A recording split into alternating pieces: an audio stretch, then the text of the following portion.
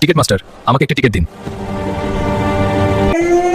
2রা December 2024 রাত 3টে। ঢাকা থেকে কলকাতা হয়ে দিল্লি যাচ্ছিলাম। কলকাতা থেকে দিল্লি যাওয়ার শেষ ট্রেনটা দমদম ছেড়েছে। কামরায় আলো কম, বেশিরভাগ যাত্রী ঘুমিয়ে পড়েছে।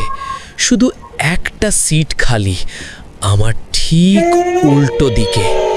হঠাৎ দরজা খুলে একজন লোক ঢুকলো। লম্বা, শুকনো চেহারা, কালো কোট পরা, মাথায় বেশ বড়সড় হ্যাট, সেজন্য মুখটা অন্ধকারে ঠিক দেখা যাচ্ছে না। সে চুপচাপ আমার সামনের সিটে বসলো।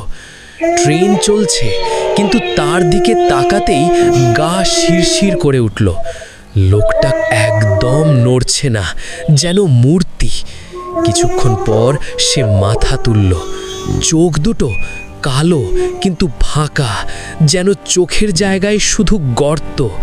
সে ফিসফিস করে বলল, তুমি কি আমাকে দেখতে পাচ্ছ? আমি ভয়ে চুপ করে রইলাম। সে আবার বলল, আমার নাম নেই, কারণ যারা আমাকে নাম দেয় তারা আর বেঁচে থাকে না। ট্রেনের আলো একবার জ্বলল, নিভল। যখন আবার জ্বলল, দেখি তার হাতে একটা পুরনো টিকিট। টিকিটের তারিখ 1987 সাল। সেই বছর এই লাইনে একটা ট্রেন দুর্ঘটনায় পড়েছিল, সব যাত্রী মারা গিয়েছিল। সে ধীরে ধীরে এগিয়ে এলো। তার পায়ের আওয়াজ নেই। বলল, আমি অনেক দিন ধরে খুঁজছি একজনকে যে আমাকে দেখতে পায়। তুমি দেখতে পাচ্ছ বলে এবার তোমাকে আমার সাথে যেতে হবে। আমি চিৎকার করতে গেলাম, কিন্তু গলা দিয়ে আওয়াজ বেরোলো না। চারদিকের যাত্রীরা ঘুমিয়ে আছে, কেউ নড়ল না। সে আমার দিকে হাত বাড়ালো। হাতটা ঠান্ডা, যেন বরফ। পরের স্টেশনে ট্রেন থামতেই আমি ছুটে বেরিয়ে গেলাম। পিছনে তাকিয়ে দেখি কামরার জানালায় সেই লোকটা দাঁড়িয়ে।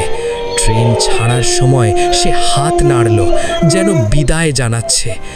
সেই রাত থেকে আমি আর কখনো রাতের ট্রেনে চড়ি না, কিন্তু মাঝে মাঝে স্বপ্নে দেখি আমি ট্রেনে, উল্টো দিকের সিট খালি, আর কেউ এসে বসছে, ফিসফিস করে বলছে, এবার তোমার পালা।